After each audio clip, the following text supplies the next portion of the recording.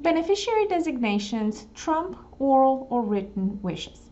What does that mean? Well, the beneficiary designations, when you went to the bank or your life insurance company or your investment accounts, retirement or 401ks at work and things like that, and you listed down a beneficiary, that person is just going to get a check.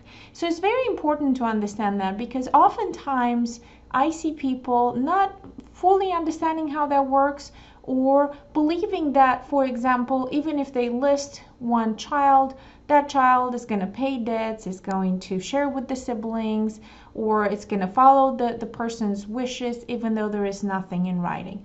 It just doesn't work like that. All your life insurance company cares about, let's say you have your child listed as a beneficiary, once you pass, your child sends in a death certificate and he gets a check payable to him.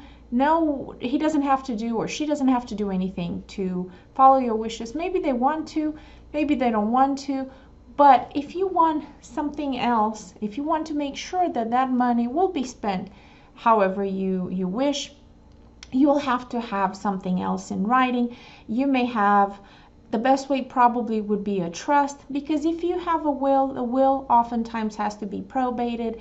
But let me put it this way. If you have child 1 listed as a beneficiary, and then in your will you write, I want this money from this account to be distributed among my grandchildren, that will is not going to apply as long as there is a beneficiary listed. So if child 1 basically just gets a check, it never gets to your grandchildren.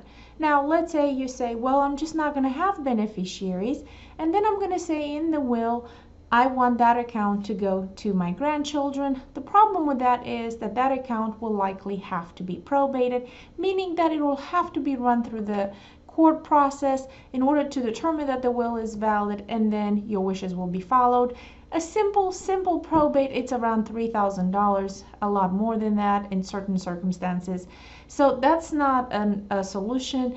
The best way maybe, if you have specific ideas, specific plans for a certain account or for several accounts, the best way may be to get a trust, list the trust as a beneficiary, then whomever is the successor trustee upon your passing can collect that money and then follow your wishes.